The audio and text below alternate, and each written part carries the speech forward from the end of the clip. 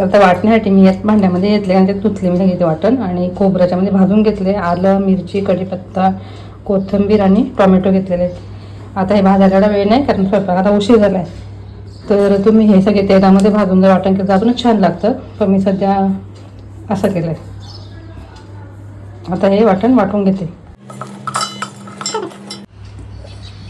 वापरायचं तर बाई एवढी कोलंबी, फक्त पाव किलो कोलंबी आता 250 रुपये झाले. तर हा लसूण न सोलताच ठेचून घेतलेले त्याच्यामध्ये टाकून घे.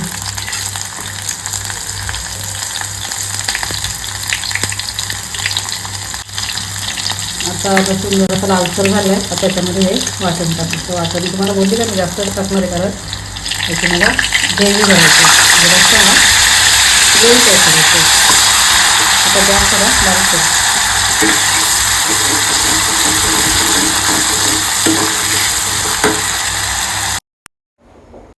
तर इथे आपण वाटणाचा तेलामध्ये परतवून घेतलेलं आणि वाटणाला छान असं तेल सुटलं आहे. आणि नंतर त्याच्यामध्ये आपण टाकणार हळद, लाल तिखट, तुम्हाला ज्याप्रमाणे तिखट आवडतं त्यानुसार, आणि मीठ आणि थोडीशी धनेपूड टाकली तिथे. आणि मस्त असं वाटणामध्ये ते परतवून घ्यायचे. परत आपल्याला ते तेल सुटल्यानंतर त्याच्यामध्ये आपण इथे कोलंबी टाकून घ्यायची. आता कोलंबी टाकल्यानंतर पण त्याला व्यवस्थित परतवून घ्यायचे आणि वाफ येण्यासाठी त्याच्यावर झाकण ठेवायचे थोडंसं आणि त्यामध्ये पाणी टाकायचं. आणि जर ही भाजी तुम्ही कुकरला जर केली ना तर अगदी छान अशी मस्त शिजली जाते. आणि जर रस्सा जर नाही केला तर अजूनच त्याला चव चांगली येते.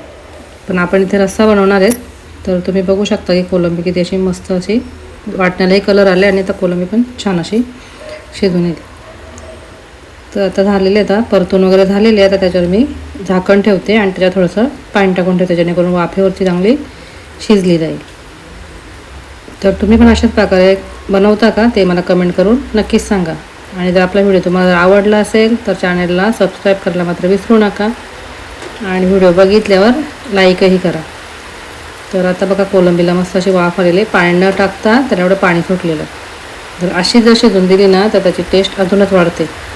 तर आता आपल्याला रस्सा बनवायचा आहे त्याच्यामुळे आता हे पाणी त्याच्यामध्ये टाकून घेते. तुम्ही बघू शकता मस्त असं घट्टसर अशी ग्रेव्ही टाईप त्याचा रस्सा बनलेला आहे. 5-1 मिनटं त्याला उकळी येऊन द्यायची आणि आपला कोलंबी रस्सा हा तयार झाला. आणि नंतर त्याच्यावर छान अशी कोथिंबीर वगैरे पेरून घ्यायची.